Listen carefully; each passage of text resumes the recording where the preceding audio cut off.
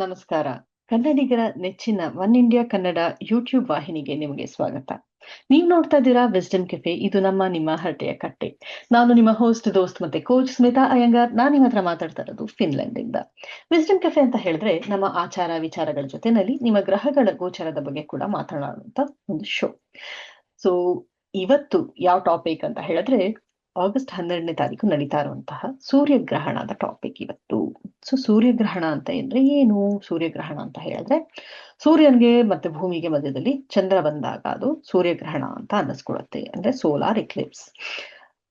ಆಗ ಸೂರ್ಯನ ಲೈಟ್ ನಮ್ಗೆ ತಕ್ಕ ಮಟ್ಟಿಗೆ ಬ್ಲಾಕ್ ಆಗತ್ತೆ ಆ ಟೈಮ್ನಲ್ಲಿ.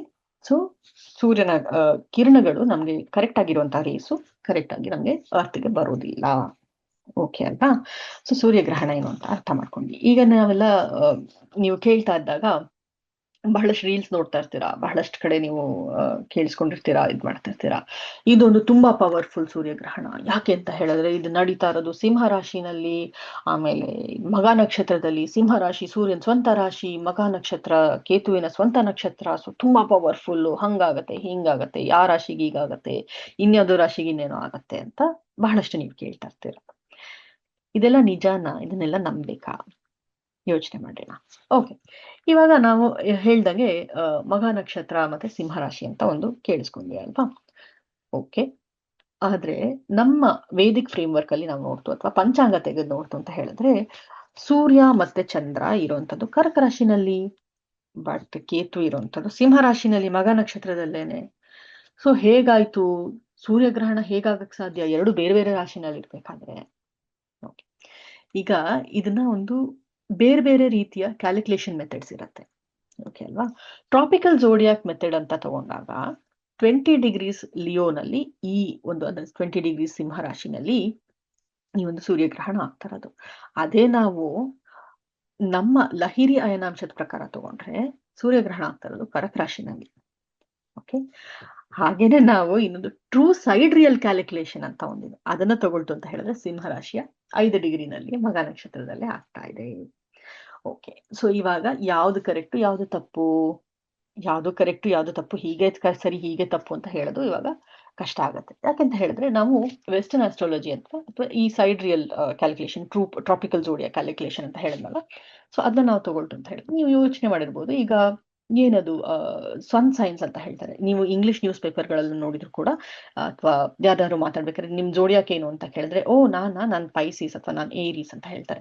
ಅವಾಗ ಏನದು, ಈಗ ಫೆಬ್ರವರಿ 20th ಇಂದ ಮಾರ್ಚ್ 22nd ವರ್ಗೂ ಹುಟ್ಟಿರೋರೆಲ್ಲ ಪೈಸೀಸ್, ಮಾರ್ಚ್ 22nd ಇಂದ ಏಪ್ರಿಲ್ 22nd ವರ್ಗೂ ಹುಟ್ಟಿರೋರೆಲ್ಲ ಏರೀಸ್. ಈ ರೀತಿಯ ಒಂದು ಕ್ಯಾಲ್ಕುಲೇಷನ್ ಅಥವಾ ಈ ರೀತಿಯ ಒಂದು ಡಿವಿಷನ್ ಅಂತ ಹೇಳ್ಬೋದು ಆಗಿರತ್ತೆ. ಸೊ ಇದ್ಯಾವುದು? ದಿಸ್ ಇಸ್ ಟ್ರಾಪಿಕಲ್ ಜೋಡಿಯಾಕ್ ಅಥವಾ ಸೈಡ್ ರಿಯಲ್ ಕ್ಯಾಲ್ಕುಲೇಷನ್ ಅಂತ ಹೇಳ್ತೀವಿ ಇದನ್ನ. ಓಕೆ, ಈಗ ನಮ್ದು ಯಾಕೆ ಬೇರೆ ಆಗತ್ತೆ? ನಾವು ಅದೇ ಟೈಮಲ್ಲಿ ನೋಡ್ತು ಅಂತ ಹೇಳಿದ್ರೆ ಇವಾಗ ಏಪ್ರಿಲ್ 14 ಅಂತ ಹೇಳಿದ್ರೆ ಅದು ಏರೀಸ್ ಆಗ್ಬೇಕು ಅಲ್ವಾ? ಏಪ್ರಿಲ್ 14ನೇ ಬರೋದು.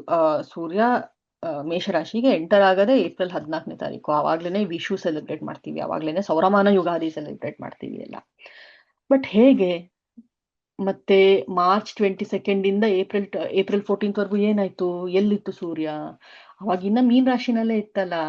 ಹಾಗಾದ್ರೆ ಯಾಕೆ ಇವರೆಲ್ಲ ಏರೀಸ್ ಅಂತ ಹೇಳ್ತಾರೆ? ಸೊ ಆ ಒಂದು ಡಿಗ್ರಿ ಅಥವಾ ಆ ಒಂದು ಆಂಗ್ಯುಲರ್ ಶಿಫ್ಟ್ ಏನಿದೆ ಅದನ್ನ ಅಯನಾಂಶ ಅಂತ ಕರಿತೀವಿ ನಾವು.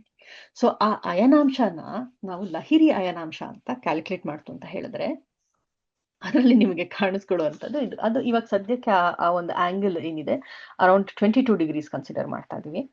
ಸೊ ಆ ಕ್ಯಾಲ್ಕುಲೇಷನ್ ಪ್ರಕಾರ ತಗೊಳ್ತು ಅಂತ ಹೇಳಿದ್ರೆ ನಮ್ಮ ಲೂನಾರ್ ಕ್ಯಾಲೆಂಡರ್ ಏನಿದೆ ಅದರ ಪ್ರಕಾರ ಸೋಲಾರ್ ಮೂವ್ಮೆಂಟ್ಸ್ ನ ನಾವು ಕ್ಯಾಲ್ಕುಲೇಟ್ ಮಾಡ್ತೀವಿ. ತುಂಬಾ ಕನ್ಫ್ಯೂಸಿಂಗ್ ಆಗಿದೆ, ಸೊ ತಲೆ ಕೆಡ್ಸ್ಕೊಳಕ್ ಹೋಗ್ಬೇಡಿ. ಸಿಂಪಲ್ ಆಗಿ ಗ್ರಹಣ ಆಚಾರ ಮಾಡ್ಬೇಕಾ ಬೇಡವಾ ಅದನ್ನ ತಿಳ್ಕೊಳ್ಳೋಣ. ಈ ಡಿಫ್ರೆನ್ಸಸ್ ಯಾಕೆ ಬರ್ತಾ ಇದೆ? ನೀವು ಬೇರೆ ಬೇರೆ ಕಡೆ ಯಾತಕ್ ಬೇರೆ ಬೇರೆ ವಿಷಯಗಳನ್ನ ಕೇಳ್ತಾ ಇದ್ದೀರಾ? ಕೆಲವ್ರು ಹೇಳ್ತಾರೆ ಕರ್ಕ ರಾಶಿ, ಕೆಲವ್ರು ಹೇಳ್ತಾರೆ ಸಿಂಹ ರಾಶಿ, ಹಂಗಾಗತ್ತೆ ಹಿಂಗಾಗತ್ತೆ. ಸೊ ಈ ಡಿಫ್ರೆನ್ಸ್ ಯಾಕಿದೆ, ಯಾರ್ ಕರೆಕ್ಟ್ ಯಾರ್ ತಪ್ಪು, ಆ ಡಿಫ್ರೆನ್ಸ್ ನ ನಾನು ನಿಮ್ಗೆ ಎಕ್ಸ್ಪ್ಲೇನ್ ಮಾಡ್ತೇನೆ. ಬಟ್ ಇದನ್ನ ನೀವು ತಿಳ್ಕೊಂಡು ಇದರಿಂದ ಏನು ಮಾಡುವಂಥದ್ದಿಲ್ಲ. ಸೊ ಸಿಂಪಲ್ ಆಗಿ ಗ್ರಹಣ ಆಚರಿಸ್ಬೇಕಾ ಬೇಡವಾ? ಯಾವ ಟೈಮಲ್ಲಿ ಆಗ್ತಾ ಇದೆ ಇದು ಗ್ರಹಣ ಅಂತ ಹೇಳಿದ್ರೆ ಆಗಸ್ಟ್ 12ನೇ ತಾರೀಕು ರಾತ್ರಿ 9:04 ಶುರುವಾಗಿ ಮಧ್ಯರಾತ್ರಿ ಆಗಸ್ಟ್ 13 ಆಗಿರುತ್ತೆ, ಅವಾಗ 1:28 ಎಂಡ್ ಆಗತ್ತೆ. ಸೊ ಇನ್ನೊಂದು ಅದು ಪೀಕ್ ಟೈಮ್ ಅಂತ ಹೇಳಿದ್ರೆ ಕಂಪ್ಲೀಟ್ ಕವರೇಜ್, ಅದು ಸೂರ್ಯನ ಮುಚ್ಚಬೇಕು ಅಂತ ಹೇಳಿದ್ರೆ ಆ ಟೈಮು 11:15. ಓಕೆ, ಸೊ ಈ ಟೈಮಲ್ಲಿ ಇಂಡಿಯಾನಲ್ಲಿ ಸೂರ್ಯ ಇರೋದೇ ಇಲ್ಲ, ಅಂದ್ರೆ ಸನ್ಸೆಟ್ ಆಗೋಗ್ಬಿಟ್ಟಿರತ್ತೆ. ಸೊ ಗ್ರಹಣ ಕಾಣಿಸಲ್ಲ ನಮ್ಗೆ. ಸೊ ಗ್ರಹಣ ಕಾಣಿಸ್ತಾ ಇರೋದ್ರಿಂದ ಆಚಾರ ಇರೋದಿಲ್ಲ. ಆದ್ರೆ ಎಫೆಕ್ಟ್ ಇರುತ್ತಾ ಇಲ್ವಾ? ಎಫೆಕ್ಟ್ ಖಂಡಿತ ಇರುತ್ತೆ. ಇವಾಗ ನಮ್ಗೆ ಏನೋ ಒಂದು ಕಣ್ಣ ಕಾಣಿಸ್ತಾ ಇಲ್ಲ ಅಂದ ಮಾತ್ರಕ್ಕೆ ಅದರದ್ದು ಎಫೆಕ್ಟ್ ಇಲ್ಲ ಅಂತ ಅಲ್ಲ, ಕರೆಕ್ಟಾ? ಸೊ ಗ್ರಹಣದ ಎಫೆಕ್ಟ್ ಅಂತೂ ಖಂಡಿತ ಇರತ್ತೆ, ಆದ್ರೆ ಆಚಾರ ಬೇಕಿಲ್ಲ.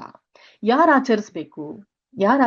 ಅಂತ ಹೇಳಿದ್ರೆ ಈ ಈ ಟೈಮಲ್ಲಿ, ಅಂದ್ರೆ ಇಂಡಿಯಾ ಟೈಮ್ ರಾತ್ರಿ 9 ಗಂಟೆಯಿಂದ ಇಂಡಿಯಾ ಟೈಮ್ ಮಧ್ಯರಾತ್ರಿ 1:30ವರೆಗೂ ಎಲ್ಲೆಲ್ಲಿ ಸನ್ ಇರತ್ತೆ, ಎಲ್ಲಿ ಇನ್ನ ಸನ್ ರೈಸ್ ಆಗಿರುತ್ತೆ, ಸನ್ಸೆಟ್ ಆಗಿರಲ್ಲ, ಅಂಥವ್ರು ಇದನ್ನ ಆಚರಿಸ್ಬೇಕಾದ್ರೆ ಏನ್ ಮಾಡ್ಬೇಕು?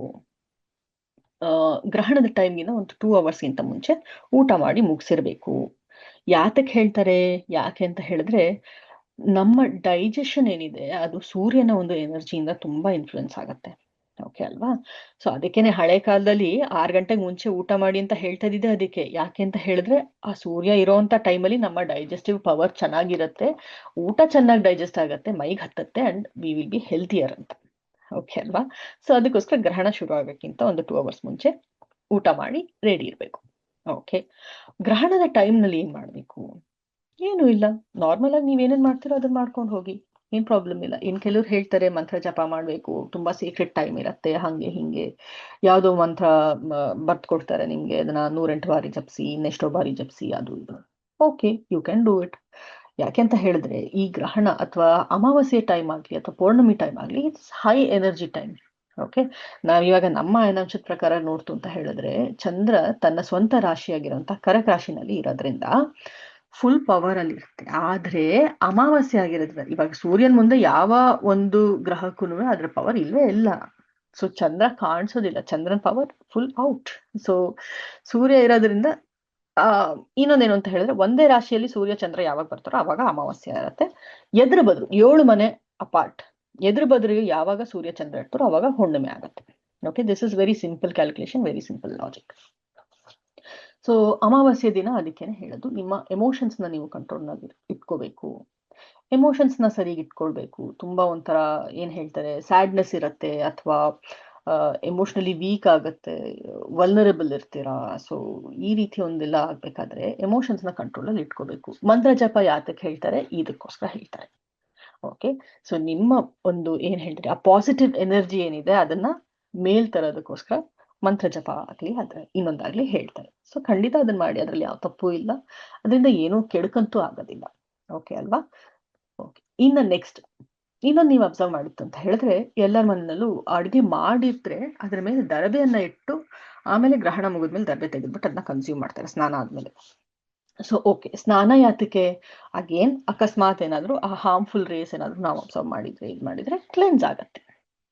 ಸೊ ಅದಕ್ಕೋಸ್ಕರ ಗ್ರಹಣ ಮುಗಿದ್ಮೇಲೆ, ಗ್ರಹಣ ಬಿಟ್ಮೇಲೆ ಸ್ನಾನ ಮಾಡ್ಕೊಂಡು ಊಟ ಮಾಡಿ ಅಂತ ಹೇಳ್ತಾರೆ. ಬಟ್ ಅಫ್ಕೋರ್ಸ್ ಇಂಡಿಯಾನಲ್ಲಿ ಅದು ತುಂಬಾ ರಾತ್ರಿ ಆಗಿರೋದ್ರಿಂದ ಗ್ರಹಣಕ್ಕೆ ಮುಂಚೆನೆ ನೀವು ಆರಾಮಾಗಿ ಊಟ ಮಾಡಿ ಮಲ್ಕೊಂಡು ಮಾರನೇ ದಿನ ಬೆಳಗ್ಗೆ ಎದ್ದು ಸ್ನಾನ ಮಾಡೋರಂತೆ, that is fine, totally okay. ಇನ್ನ ಕೆಲವ್ರ ಮನೆಯಲ್ಲಿ ಆ ಗ್ರಹಣ ಟೈಮ್ ಆದ್ಮೇಲೆ ನೀವು ಮಲಗಿರುವಂತಹ ಬೆಡ್ಶೀಟ್ ಆಗ್ಲಿ ಇದಾಗ್ಲಿ ಎಲ್ಲ ಒಗೆದು ಹಾಕ್ತಾರೆ, ಬಟ್ಟೆಗಳು ಒಗೆದು ಹಾಕ್ತಾರೆ. ಯಾತಕ್ಕೆ? ಇಟ್ ಇಸ್ ಜಸ್ಟ್ ದಟ್ ಆ ಹಾರ್ಮ್ಫುಲ್ ರೇಸ್ ನ ಅಬ್ಸರ್ವ್ ಮಾಡ್ಕೊಂಡಿದ್ರೆ ಅದೆಲ್ಲ ಕ್ಲೆನ್ಸ್ ಆಗ್ಲಿ ಅನ್ನೋ ಒಂದು ರೀಸನ್ಗೋಸ್ಕರ ಅಷ್ಟೇ.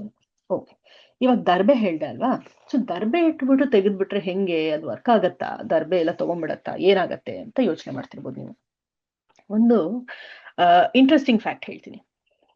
ನಾನು ಫಿನ್ಲೆಂಡ್ ಅಲ್ಲಿ ಇರೋದ್ರಿಂದ March April time in winter ಇನ್ನೇನ್ ಮುಗಿತಾ ಇದೆ ಅನ್ನೋ ಹೊತ್ತಿಗೆ ಏನ್ ಮಾಡ್ತಾರೆ ಅಂತ ಹೇಳಿದ್ರೆ, ಒಂದ್ ಕಡೆ ಸ್ನೋ ಎಲ್ಲ ಕಡೆ ಇವಾಗ ರೋಡಲ್ಲೆಲ್ಲ ಬಿದ್ದಿರತ್ತೆ, ಅದನ್ನ ಕಲೆಕ್ಟ್ ಮಾಡ್ತಾರೆ ಟ್ರಕ್ಗಳಲ್ಲಿ ಕಲೆಕ್ಟ್ ಮಾಡಿ ಒಂದ್ ಕಡೆ ಹಾಕಿ ಫಾರೆಸ್ಟ್ ಅಲ್ಲಿ ಅದ್ರ ಮೇಲೆ ಹೇನ ಮುಚ್ಚಿಟ್ಬಿಡ್ತಾರೆ, ಚೆನ್ನಾಗಿ ಮುಚ್ಚಿಟ್ಬಿಡ್ತಾರೆ. ಯಾಕೆ ಅಂತ ಹೇಳಿದ್ರೆ ಆ ಹೇ ಏನಾಗತ್ತೆ, ಸ್ನೋ ಮೆಲ್ಟ್ ಆಗದೆ ಇರೋ ತರ ಪ್ರಿಸರ್ವ್ ಮಾಡತ್ತೆ. ಸೊ ನಾವ್ ಇದ್ರಿಂದ ಏನ್ ಅರ್ಥ ಮಾಡ್ಕೋಬಹುದು ಅಂತ ಹೇಳಿದ್ರೆ, ದರ್ಬೆಗೆ ಹಾಕೋದು ಏನಕ್ಕೆ ಅಂತ ಹೇಳಿದ್ರೆ ಆ ಹಾರ್ಮ್ಫುಲ್ ರೇಸ್ ಏನ್ ಬರ್ತಾ ಇದೆ ಸೂರ್ಯನಿಂದ ಅದನ್ನ ಆ ದರ್ಬೆ ಅಬ್ಸರ್ವ್ ಮಾಡ್ಕೊಳತ್ತೆ, ಅದು ನಮ್ಮ ಊಟಕ್ಕೆ ಹೋಗೋದಿಲ್ಲ. ಓಕೆನಾ? ಸೊ ಅದ್ ನಮ್ಮ ಊಟಕ್ಕೆ ಅದು ಆ ರೇಸ್ ಟ್ರಾನ್ಸ್ಫರ್ ಆಗಿರೋದ್ರಿಲ್ಲ. ಅಂಡ್ ಅದಾದ್ಮೇಲೆ ಗ್ರಹಣ ಆಗಿದ್ರು ಹಿಡ್ದಿದ್ರು ಬಿಟ್ಟಿದ್ರು ಏನಾದ್ರೂ ನಿಮ್ಮ ಊಟ ಅಥವಾ ಅಡ್ಗೆ ಕನ್ಸ್ಯೂಮಬಲ್ಸ್ ಏನಿರುತ್ತೆ ಅದ್ ಇನ್ನ it will be in its pure form. So affect ಆಗಿರೋದಿಲ್ಲ, ಆ ರೇಸ್ನ ಅದು ಅಬ್ಸರ್ವ್ ಮಾಡ್ಕೊಂಡಿರೋದಿಲ್ಲ. ಯಾಕೆಂದ್ರೆ ದರ್ಬೆ ಅಬ್ಸರ್ವ್ ಮಾಡ್ಕೊಂಡು ಆ ನೆಗೆಟಿವಿಟಿನ ದರ್ಬೆ ಅಬ್ಸರ್ವ್ ಮಾಡ್ಕೊಂಡಿರತ್ತೆ. ದರ್ಬೆನ ತೆಗೆದು ಬಿಸಾಕ್ತಿವಿ, ಹಾಗೆ ಊಟನ ತಿಂತೀವಿ ನಾವು. ಸೊ ಒಂದ್ ಕಡ್ಡಿ ದರ್ಬೆ ಇಟ್ರೆ ಸಾಕಾ ಅಥವಾ ಪೂರ್ತಿ ಕವರ್ ಮಾಡ್ಬೇಕಾ, ಯೋಚನೆ ಮಾಡುವಂತ ಒಂದು ವಿಷಯ ಅದು. ಬಟ್ ಎನಿವೆ, ನಮ್ಮ ಅನುಕೂಲಕ್ಕೆ ತಕ್ಕನಾಗೆ ನಾವು ಮಾಡ್ಬೋದು. ಅಫ್ಕೋರ್ಸ್ ಮುಂಚಿನ ಸ್ಥಿತಿಗಳಿಗೆ ಕಂಪೇರ್ ಮಾಡ್ತು ಅಂತ ಹೇಳಿದ್ರೆ, ಇವಾಗಿನ ಮನೆಗಳಲ್ಲಿ ನಮ್ಮ ವಿಂಡೋಸ್ ಆಗ್ಲಿ ಅಥವಾ ಕರ್ಟನ್ಸ್ ಆಗ್ಲಿ, they are much better qualities. ನಿಮ್ಗೆ ಗ್ಲಾಸ್ ಕವರೇಜ್ ಆಗ್ಲಿ ಅಥವಾ ಮನೆಗಳ ವ್ಯಾಕ್ಯೂಮ್ ಸೀಲ್ಸ್, ಸೊ ಎಲ್ಲಾದುವೆ ಒಂಥರ ಇವಾಗ they are much better quality. ನಿಮ್ಗೆ ಅಷ್ಟೊಂದು ಈಸಿಯಾಗಿ ಸನ್ರೈಸ್ ಅದು ಸರ್ಪಾಸ್ ಮಾಡಿ ನಿಮ್ಮ ಊಟಕ್ಕೆ ಅಫೆಕ್ಟ್ ಆಗೋ ಅಂತ ಒಂದು ಸಿಚುವೇಶನ್ ಇರಲ್ಲ. ಅಂಡ್ ಈವನ್ ದೆನ್ ನಮ್ಮ ಎಲ್ಲಾರ ಮನೆಯಲ್ಲೂ ಇವಾಗ ಫ್ರಿಡ್ಜ್ ಅಂತೂ ಇರುತ್ತೆ. ಫ್ರಿಡ್ಜ್ ಒಳಗಡೆ ಇಟ್ಟು ನೀವು ಸೇವನೆ ಮಾಡ್ತು ಅಂತ ಹೇಳಿದ್ರೆ, ಫ್ರಿಡ್ಜ್ ಒಳಗಡೆ ಅಂತೂ ಯಾವ ರೇಸು ಕೂಡ ಹೋಗೋದಿಲ್ಲ ಅಲ್ವಾ. So it is packed, so it is still okay. So ಯಾತಕ್ಕೆ ಇದನ್ನ ಮಾಡಿದ್ರು ಅನ್ನೋದನ್ನ ನಾವು ಯೋಚನೆ ಮಾಡಿದ್ರೆ ಇದ್ರಲ್ಲಿ ಎಷ್ಟು ಸೈಂಟಿಫಿಕ್ ರೀಸನ್ಸ್ ಇರುತ್ತೆ ಅನ್ನೋದು ಗೊತ್ತಾಗತ್ತೆ ನೋಡಿ. ನಾವು ಸುಮ್ನೆ ಏನೋ ಓಕೆ ಶಾಸ್ತ್ರಕ್ಕೆ ದರ್ಬೆ ಇಡ್ಬೇಕು, ದರ್ಬೆ ಇಟ್ಬಿಟ್ಟು ತೆಗೆದ್ಬಿಟ್ಟು ತಿನ್ಬೇಕು ಅನ್ನೋ ಒಂದು ರೀಸನ್ ನಾವು ಫಾಲೋ ಮಾಡ್ತಾ ಇರ್ತೀವಿ, ಯೋಚನೆ ಮಾಡಿರೋದಿಲ್ಲ ಅಲ್ವಾ. ಸೊ ಇದೇ ರೀತಿ ಸಾಕಷ್ಟು ಕುತೂಹಲದ ವಿಷಯನ ನಾನ್ ನಿಮ್ ಮುಂದೆ ಮತ್ತೆ ತರ್ತೀನಿ ಇನ್ನೊಂದು ಸಂಚಿಕೆನಲ್ಲಿ. ಹಾಗೆ ಈ ಗ್ರಹಣದ ಎಫೆಕ್ಟ್ ಒಂದು 15 ದಿನದವರೆಗೂ ಎಲ್ಲಾ ರಾಶಿ ಮೇಲೂ ಇರುತ್ತೆ. ಸೊ ಯಾವ ರಾಶಿಗೆ ಏನಾಗತ್ತೆ ಅನ್ನೋದು ಮುಂದಿನ ಸಂಚಿಕೆನಲ್ಲಿ ಖಂಡಿತ ನಾನು ತಿಳಿಸ್ಕೊಡ್ತೀನಿ. ಯಾಕೆಂದ್ರೆ 15 ದಿನ ಖಂಡಿತ ಇರುತ್ತೆ ಈ ಎಫೆಕ್ಟ್. ಸೊ ಏನ್ ಮಾಡ್ಬೋದು, ಏನ್ ಮಾಡಬಾರ್ದು, ಯಾವ ರೀತಿಯ ಪ್ರಿಕಾಷನ್ಸ್ ತಗೊಳ್ಬೇಕು, ಇದ್ರ ಬಗ್ಗೆ ಖಂಡಿತ ನಾವು ಮಾತಾಡೋಣಂತೆ. ಸೊ ಅಲ್ಲಿವರೆಗೂ ಎಲ್ಲೂ ಹೋಗದೆ ನೋಡ್ತಾನೆ ಇರಿ ವಿಸ್ಡಮ್ ಕೆಫೆ. ಯಾಕೆಂದ್ರೆ ಈ ತರ ಇಂಟ್ರೆಸ್ಟಿಂಗ್ ಅಂಡ್ ಸೈಂಟಿಫಿಕ್ ವಿಷಯಗಳು ನಿಮ್ಗೆ ಬೇರೆ ಯಾರು ತಿಳಿಸ್ಕೊಡೋದಿಲ್ಲ. ಅದಕ್ಕೋಸ್ಕರ ವಿಸ್ಡಮ್ ಕೆಫೆನ ನೋಡ್ತಾ ಇರಿ. ಅಂಡ್ ನಿಮಗೆ ಯಾವ್ದಾದ್ರು ಸ್ಪೆಸಿಫಿಕ್ ಆಗಿರುವಂತ ವಿಷಯದ ಬಗ್ಗೆ ತಿಳ್ಕೊಳ್ಬೇಕು ಅಂತ ಹೇಳಿದ್ರೆ ಖಂಡಿತ ಅದನ್ನ ಕಮೆಂಟ್ ಮಾಡಿ ನಮ್ಗೆ ತಿಳಿಸಿ. ಅದ್ರ ಬಗ್ಗೆ ನಾವು ರಿಸರ್ಚ್ ಮಾಡಿ ಓದಿ ತಿಳ್ಕೊಂಡು ನಿಮ್ಗೆ ತಿಳಿಸ್ಕೊಡ್ತೀವಿ. ಮುಂದಿನ ಸಂಚಿಕೆಯಲ್ಲಿ ಮತ್ತೆ ಸಿಗೋಣ, ಗ್ರಹಣದ ಎಫೆಕ್ಟ್ ಯಾರಿಗೆ ಏನಾಗುತ್ತೆ ಅಂತ ತಿಳ್ಕೊಳ್ಳೋಕೆ. ಅಲ್ಲಿವರೆಗೂ ನೋಡ್ತಾ ಇರಿ ವಿಸ್ಡಮ್ ಕೆಫೆ. ನಾನು ನಿಮ್ಮ host Smita Iyengar, signing off for today. Bye. ಯಾವುದೇ ಸುದ್ದಿಯ ಅಪ್ಡೇಟ್ ಅನ್ನ ಮಿಸ್ ಮಾಡ್ಕೊಳ್ಬಾರ್ದು ಅಂದ್ರೆ ಈಗ್ಲೇ ಒನ್ ಇಂಡಿಯಾವನ್ನ ಸಬ್ಸ್ಕ್ರೈಬ್ ಮಾಡಿ. ನಿಮಗೆ ಬೇಕಾದ ಭಾಷೆಯಲ್ಲಿ ಎಲ್ಲಾ ಸುದ್ದಿ ತಿಳಿಬೇಕು ಅಂದ್ರೆ ಒನ್ ಇಂಡಿಯಾ ಆಪ್ ಅನ್ನ ಡೌನ್ಲೋಡ್ ಮಾಡ್ಕೊಳ್ಳಿ.